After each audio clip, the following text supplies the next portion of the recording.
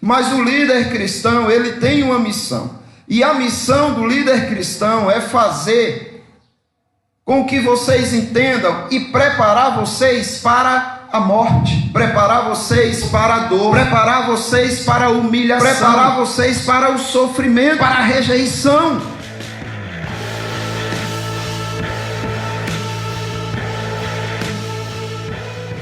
Nós estamos meditando no Evangelho segundo Marcos, capítulo 6, versículo 45 e 46, onde o Senhor Jesus Cristo tem uma atitude bem curiosa.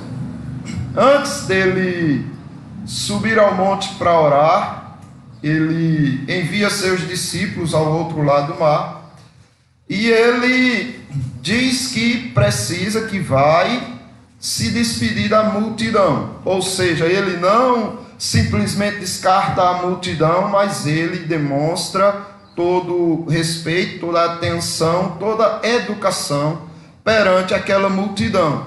E ele se despede de toda a multidão, mostrando assim como deve ser o comportamento de um cristão perante as outras pessoas.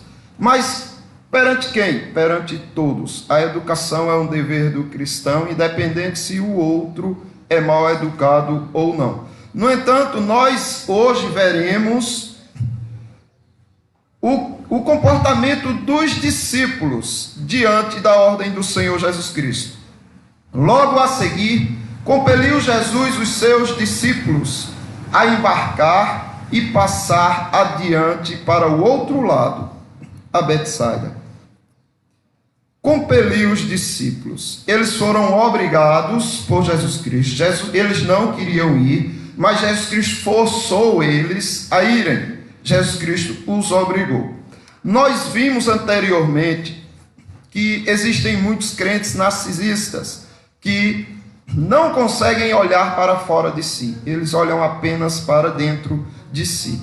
Não conseguem ver ninguém além deles como sendo importante. São aqueles que vivem na busca da autorrealização solipsista, que é o desejo de se realizar independente das outras pessoas. Ele quer ser feliz, ele quer ser realizado, mas ainda que isso seja necessário ignorar ou machucar as outras pessoas. Ele vive a sua solidão, apenas ele importa. Só existe efetivamente o eu e suas sensações, sendo que os outros seres humanos e objetos, como partícipes da única mente pensante, meras impressões sem existência própria.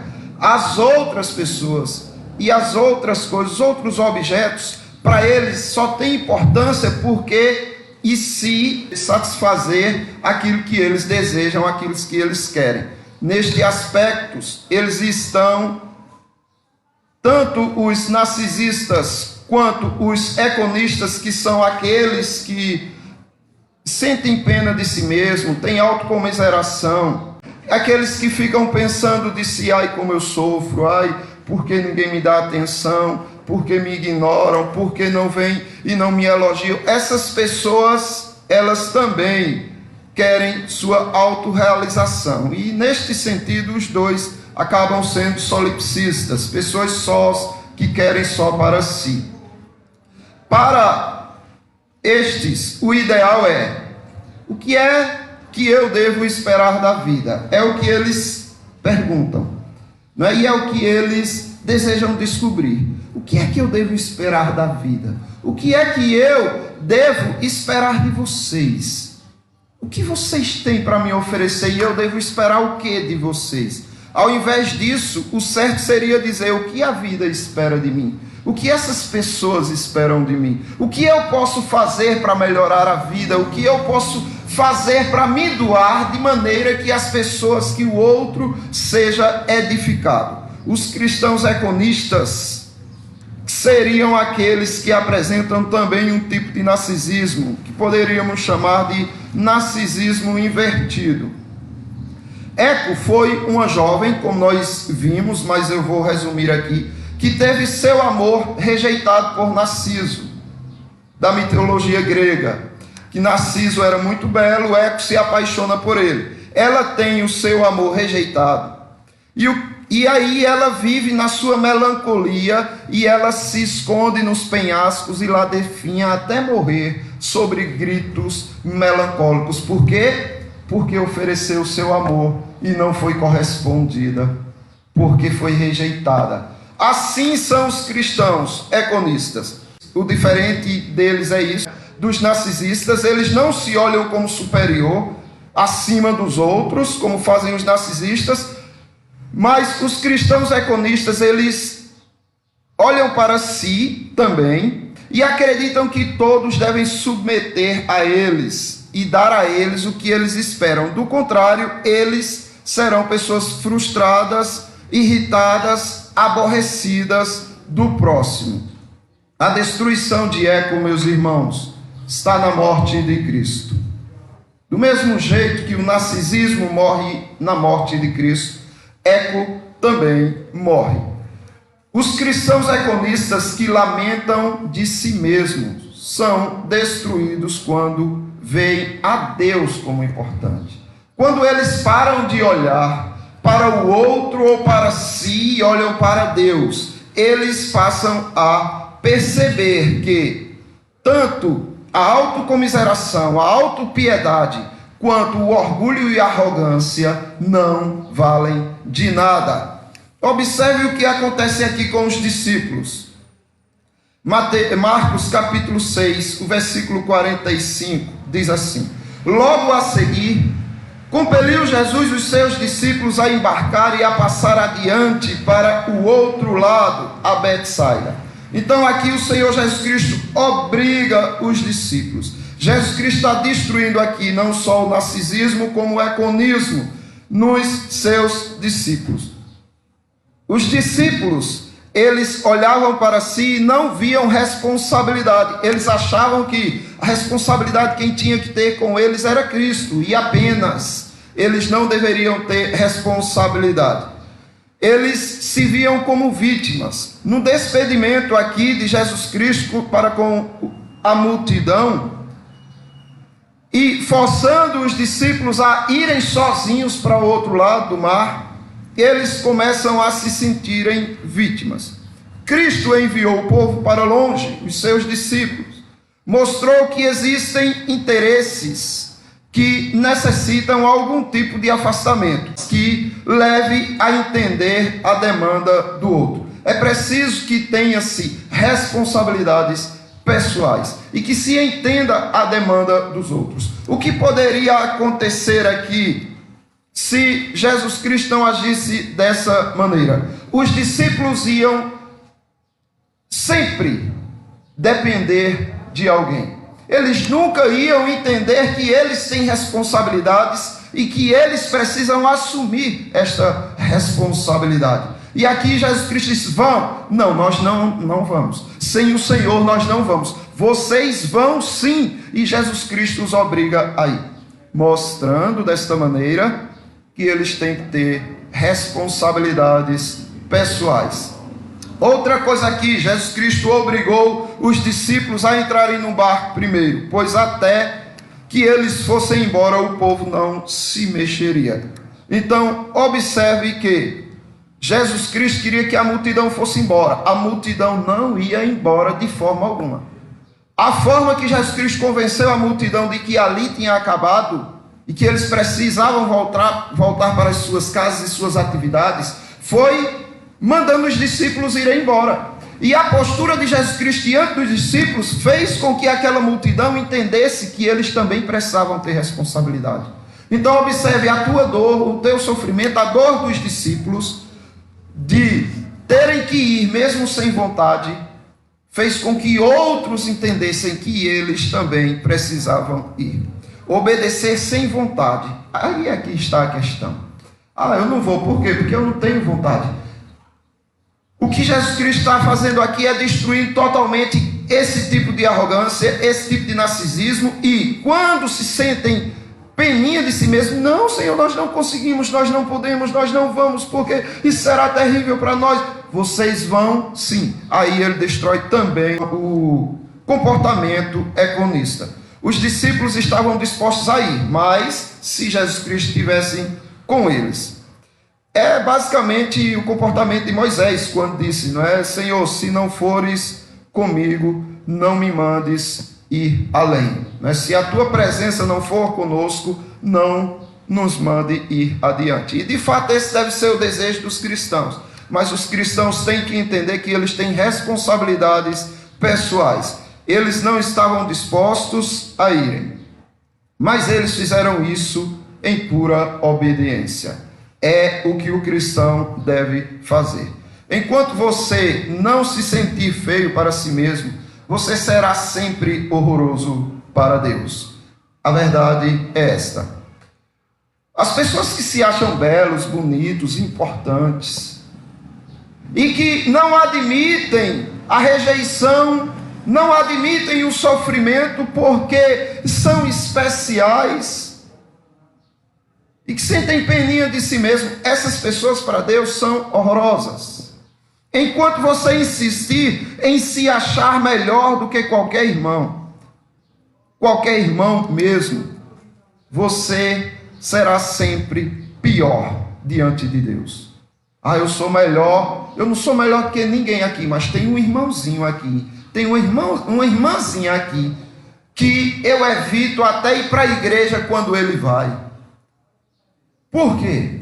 Porque você se sente superior a ele, porque ele te magoou, porque ela te magoou um dia, e se feriu de tal maneira que você se isolou dentro de si, a ponto de não mais ter condições de olhar para essa pessoa como sendo importante. Pois bem, para Deus você é horroroso. Qual é a missão de um líder na igreja, meus irmãos? Qual é a missão de um cristão?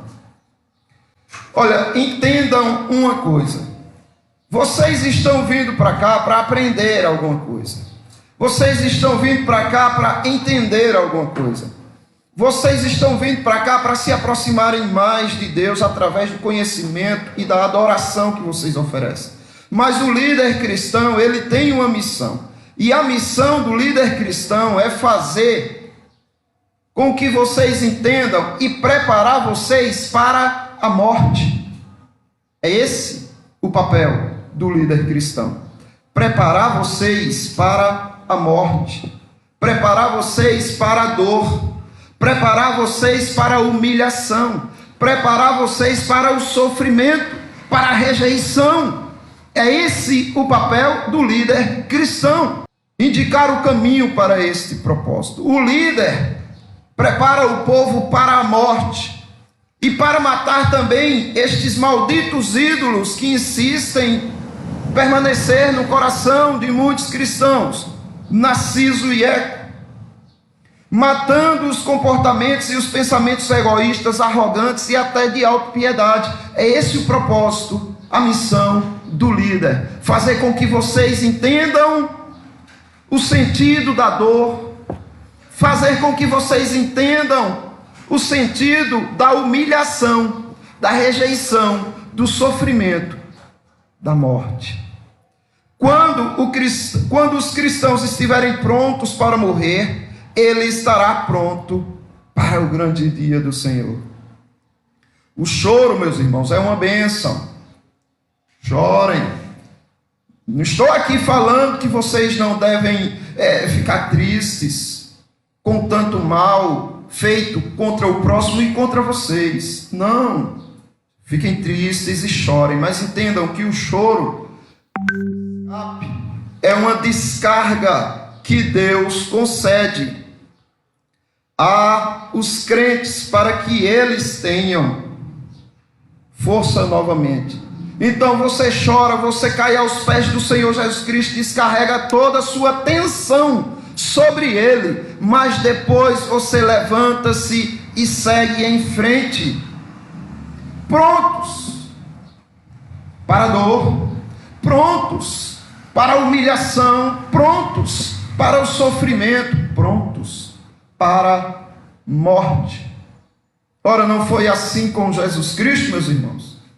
No Getsêmani, onde ele suava gotas de sangue, de tanta agonia que sentia na alma, e ele derramou toda a tensão que estava sobre ele aos pés do Pai. Não foi assim com ele? Agora, prestem atenção, depois que ele descarrega toda a sua tensão, depois que ele ora ao Pai, depois que ele chora, depois que ele está ali em oração, o comportamento dele, ele se levanta como se não fosse aquela mesma pessoa que estava ali em agonia. Levanta-se, repreende os seus discípulos. Pela terceira vez vocês dormem enquanto vocês deviam estar orando e vigiando.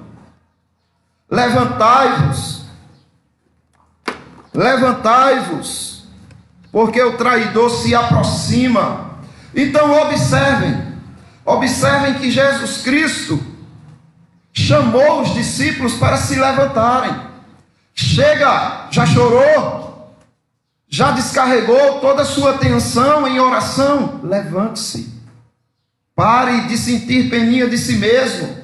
Olha, vem um traidor aí, ele vivia entre nós, vamos enfrentar as nossas dores e os nossos dilemas. Mas, em que fase está esta igreja? Estão prontos os irmãos para morrer? Qual é a fase dessa igreja? Os irmãos já passaram da fase de passar por uma humilhação e entender qual o sentido dela? Já passaram da fase de passar por alguma dor, alguma perda, alguma traição, e entenderem que ali também há um sentido para vocês, para melhorar vocês? Já entraram nesta fase? Os irmãos estão prontos para morrer?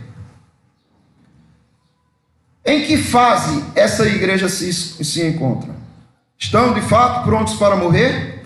Meus irmãos dizem que vocês não estão prontos para sofrer nenhum dano físico leve. Dizem que vocês não estão prontos para sofrer nenhum dano moral, nenhum dano sentimental. É verdade, irmãos, isso? É verdade que vocês não estão prontos nem para passar uma humilhação, nem para passar uma rejeição. É verdade o que estão dizendo.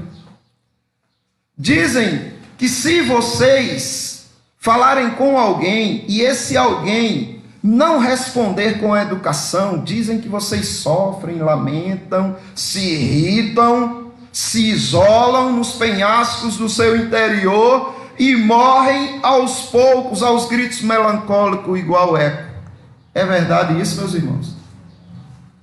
Dizem que vocês só falam com quem fala com vocês. É verdade? Só são educados com quem trata vocês com educação. Dizem que vocês só fazem o bem a quem nunca fez o mal para vocês. É verdade isso, irmãos? É nessa fase que vocês estão, onde o líder precisa instruir, educar vocês a conseguirem superar uma humilhação, simplesmente porque uma pessoa não deu bom dia ao bom dia de vocês. O líder precisa se preocupar com isso, enquanto vocês deveriam estar prontos para a morte, para a dor, para o sofrimento. Jerônimo de Praga foi um filósofo escolástico tcheco, teólogo reformador e professor. Jerônimo foi um dos principais pré-reformadores. Ele viveu nos dias de John Hus. Observem só. Chegou na Boêmia 3 meses antes de John Hus ser morto. Foi preso pelo duque Sulzbach, que o levou com correntes pelo pescoço, sendo lançado em uma masmorra imunda, onde ficou 340 dias, sem luz e quase morto de fome. Praticamente 1 ano numa masmorra imunda, passando terríveis momentos de fome e em trevas, em escuridão. Tal como Rus, a sua condenação foi ser queimado em praça pública. Como foi que esse homem olhou para si? Como foi que ele se viu? Que tipo de autopiedade ele teve diante de si? Observem. Prepararam-lhe umas coroas de papel, pintadas com demônios de cor vermelha. O que vendo disse: o nosso Senhor, quando sofreu a morte por mim, que sou o mais miserável dos pecadores, levou sobre a sua cabeça uma coroa de espinhos. Por amor a ele, levarei esta coroa também. Este homem conseguiu descobrir o sentido do sofrimento, o sentido da humilhação, o sentido da rejeição e o sentido da morte. Ele descobriu que o sentido de tudo isso era fazê-lo mais parecido com o seu Senhor e Mestre. Quando lhe atearam fogo, cantou um hino e suas últimas palavras: a ti, Cristo, ofereço esta alma em chamas. Entendem, meus irmãos? Vocês já ouviram, já estudaram sobre as torturas que eram praticadas na Idade Média contra os cristãos, contra quem confessava o nome de Cristo. Algumas torturas sofridas pelos mártires de Jesus Cristo. Existia uma cadeira com ferramentas de esmaga-joelho. Se colocava e era uma prensa onde ia esmagando aos poucos o joelho da pessoa até que ela negasse o nome de Cristo. Existia uma gaiola também de ferro. Existia o que se chama de a Virgem de Ferro, que era um sarcófago cheio de facas na sua porta, que era direcionada a pontos não letais, que as pessoas não morriam. E quando fechava-se aquele sarcófago, as facas entravam nessa pessoa e ele ficava em pé o tempo todo com aquelas facas encravadas em si. Existia o esmaga-cabeça, que ia prensando a cabeça da pessoa até que ela estourasse. O que seria necessário para torturar os crentes econistas? O que seria necessário para torturar os crentes desta igreja? Já pararam para pensar nisso, meus irmãos? Dizem que não precisaria da dama de ferro, nem do esmaga-joelhos, nem do esmaga-cabeças. Dizem que a tortura para os irmãos desta igreja só bastaria que o seu carrasco fizesse algum tipo de careta para vocês. É isso que dizem. É verdade isso, irmãos?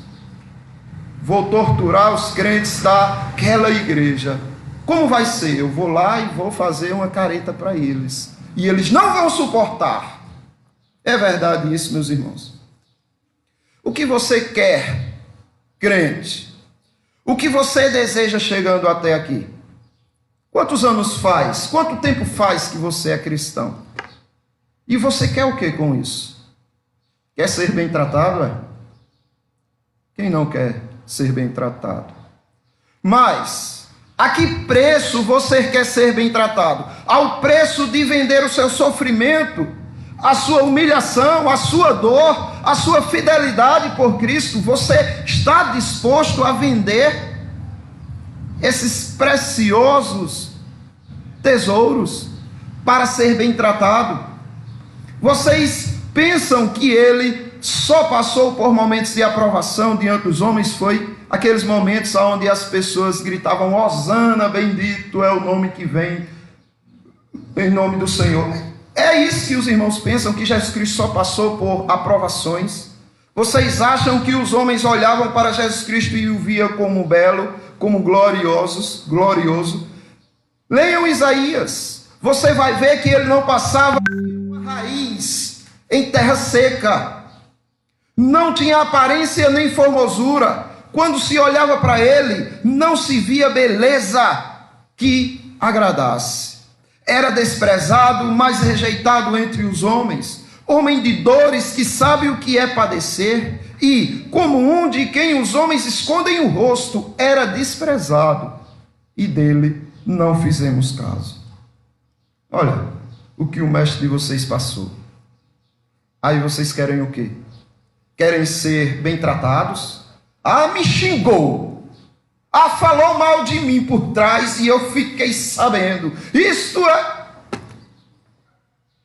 Os crentes dizem que os crentes desta igreja estão nessa fase de aprenderem a passar por pequenas humilhações. Foi oprimido e humilhado, mas não abriu a boca. Enquanto vocês não entenderem estes valores divinos, você não estará pronto para a morte, nem para Cristo. Enquanto os irmãos não entenderem o quão precioso, belo, é a humilhação, é a dor, é o sofrimento, é a rejeição. Enquanto os irmãos não entenderem a beleza que há nestas coisas que vocês passaram, que vocês passam e que vocês hão de passar, enquanto vocês não encontrarem o sentido dessas coisas, entendam, vocês não estão prontos para Cristo, vocês ainda não se parecem com Ele. Quer saber quem foi o teu Senhor? Quer saber como Ele se comportou diante de toda essa rejeição, toda essa humilhação, todo esse sofrimento? Quer saber como Ele tratou a forma terrível, mal educada e perversa de tortura dos ímpios quando fizeram contra Ele? Quer saber se Ele se tornou uma pessoa amarga? Observe o seu sofrimento em Mateus capítulo 27. Você verá que Ele foi crucificado, mas que antes disso escolheram um criminoso a Ele. Qual dos dois quereis que eu vos solte? Eles disseram: Barrabás. Que farei com este Jesus chamado Cristo? Crucifica-o. O povo que um dia disse: Hosana, bendito que vem em nome do Senhor. Após haver açoitado Jesus, entregou-o para ser crucificado. Despojando das vestes, cobriram-no com um manto escarlate, tecendo uma coroa de espinho, puseram-lhe na cabeça e na mão direita um caniço, e, ajoelhando-se diante dele, o escarneciam, dizendo: Salve, Rei dos Judeus!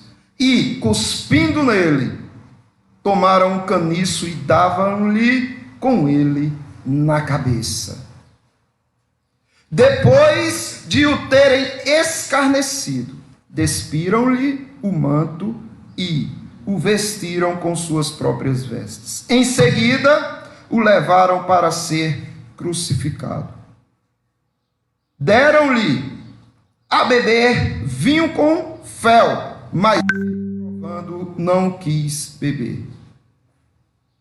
E foram crucificados ao lado dele 2 ladrões, um à direita e outro à esquerda. Os que iam passando blasfemavam dele. De igual modo, os principais sacerdotes com os escribas e ancião, escarnecendo. E os mesmos impropérios lhe diziam também os ladrões que haviam sido crucificados com ele. E alguns dos que ali estavam diziam: ele chama por Elias. Os outros, porém, diziam: deixa, vamos ver se Elias vem salvá-lo. Quando ele disse: tenho sede, embeberam de vinagre uma esponja e, fixando-a num caniço de isopo, lhe chegaram à boca. Sabe qual foi o comportamento de Cristo diante de tudo isso? A resposta dele a tanta perversidade, crueldade, maldade. Contudo, Jesus dizia: Pai, perdoa-lhes, porque não sabem o que fazem. Em que fase estão os crentes dessa igreja? Se o seu desejo é ser tratado e visto como uma pérola preciosa aos olhos dos homens, que pena para você, porque o seu lugar não é aqui. Se quando você é maltratado, até por alguém aqui, você se isola, se revolta, guarda rancores e mágoas, primeiro você não está entendendo o sentido do sofrimento e da humilhação. Você não entenderá quem é Cristo também, o que Ele pede de você. E depois você está perdendo seu tempo, porque aqui não é o lugar desse tipo de gente. Eco não conseguiria passar um minuto aqui. Narciso não conseguiria passar um minuto aqui diante da palavra de Deus. E você também não vai conseguir, se você não entender o porquê Deus te faz passar por humilhações, porque Deus envia para ti a dor, porque Deus envia o sofrimento, porque Deus envia para você a rejeição, a morte. Enquanto você não entender o sentido dessas coisas e o quão elas são preciosas na vida do crente, você não vai estar pronto para Cristo. Você está perdendo tempo aqui. Entenda o que fizeram com ele, vão fazer com você também. Como ele reagiu, você também deve reagir. Entenderam? É assim que vocês devem fazer. Mas o discípulo não está acima do seu mestre. Parece que estão, não é? Porque Jesus sofreu tudo isso que nós lemos e muito mais. Os crentes não querem sofrer uma simples rejeição, uma simples humilhação. É como se eles estivessem acima do seu mestre. É como se eles estivessem dizendo o seguinte: tudo bem, Jesus, ele sim merecia, mas eu não. Se fizerem assim comigo, eu me isolo sob gritos melancólicos e definho até morrer, mas não aceito isso na minha vida. Basta ao discípulo ser como seu mestre e ao servo como seu senhor. Se chamaram ao dono da casa de Beelzebu, quanto mais aos seus domésticos. Beelzebu é Satanás. Beelzebu é o chefe dos demônios. Foi disso que chamaram o teu Senhor. Igreja querida, foi disso. E você está aborrecido porque alguém falou alguma coisa com você. Olha, eu já presenciei coisas tão insignificantes. Por que não vai para a igreja? Por que está aborrecido com a igreja? Ah, porque não quero nem falar. Porque são coisas ridículas. Ele não prometeu que você seria bem tratado neste mundo. Ele não prometeu que você não seria tratado como escória.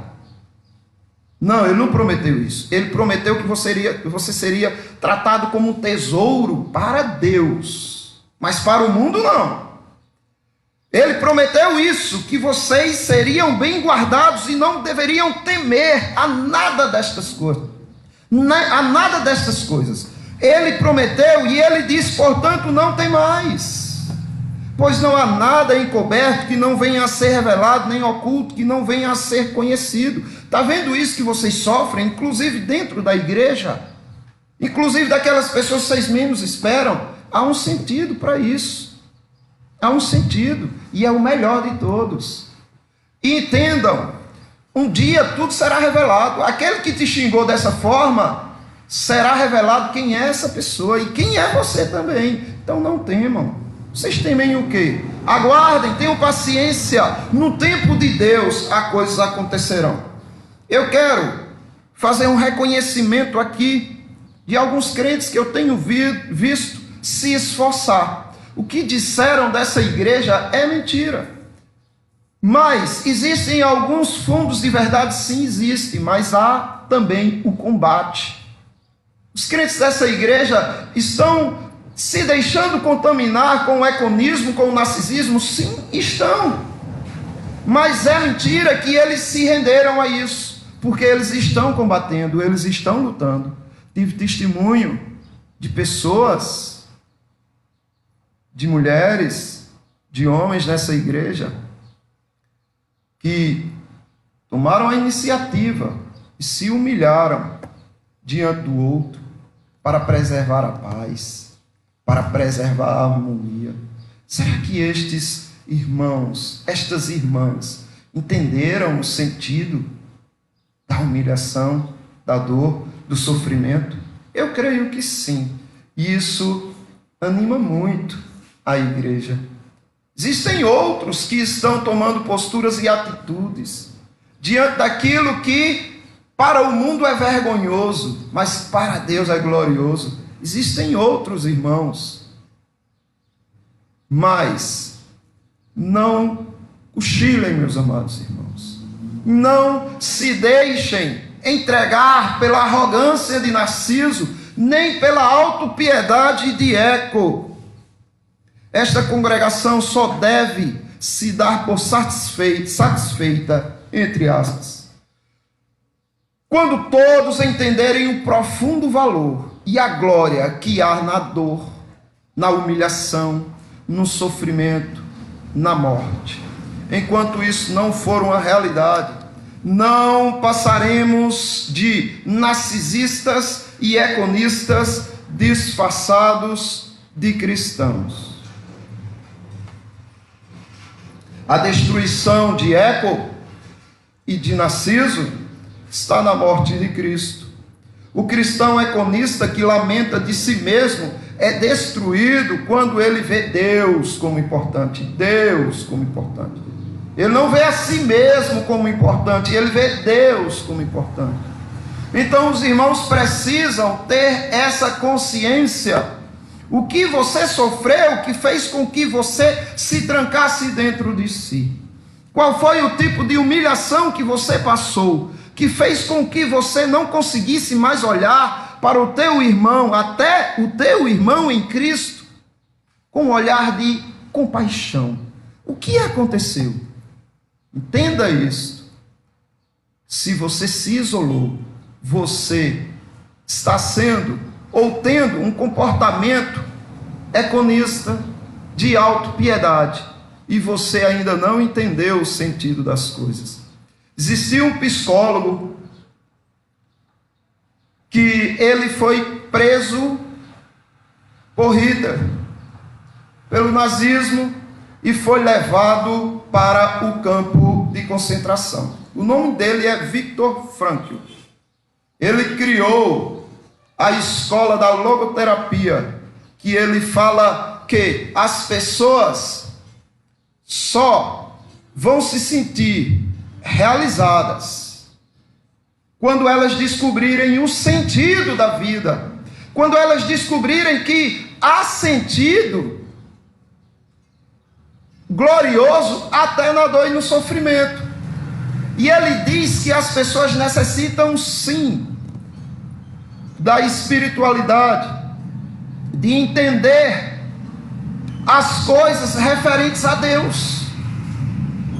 Ele, no campo de concentração, como psicólogo já, ele começava a analisar o comportamento das pessoas, e todas aquelas pessoas que não encontravam um sentido para aquilo que elas estavam sofrendo, para aquela tortura, para aquelas coisas horrorosas que eles estavam vivendo no campo de concentração. Essas pessoas que não encontravam um sentido para aquilo, elas buscavam a morte, elas iam de encontro ao suicídio. E ele diz que presenciou muitas vezes judeus correndo e se jogando nas cercas elétricas para morrerem queimados, porque não suportavam tanto sofrimento.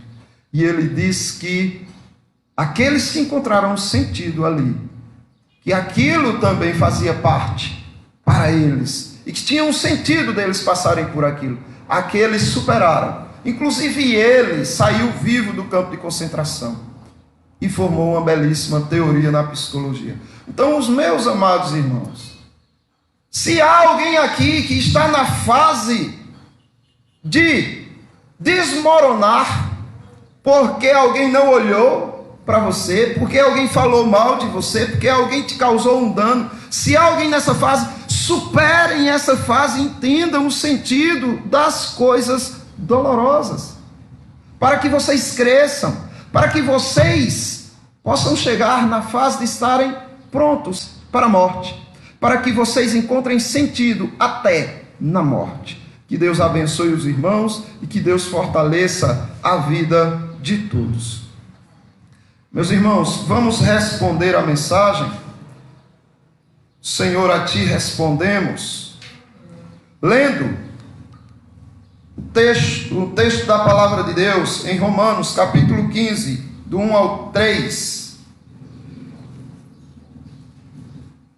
Uma leitura alternada, irmãos. Na verdade, os irmãos vão ler o versículo 2. Romanos, capítulo 15, do 1 ao 3. Ora, nós que somos fortes, devemos suportar as debilidades dos fracos e não agradar a nós mesmos. Portanto, cada um de nós agarrar ao próximo o que é bom para a edificação. Porque também Cristo não se agradou a si mesmo. Antes, como está escrito, as injúrias dos que te ultrajavam caíram sobre mim. Que Deus abençoe aos irmãos.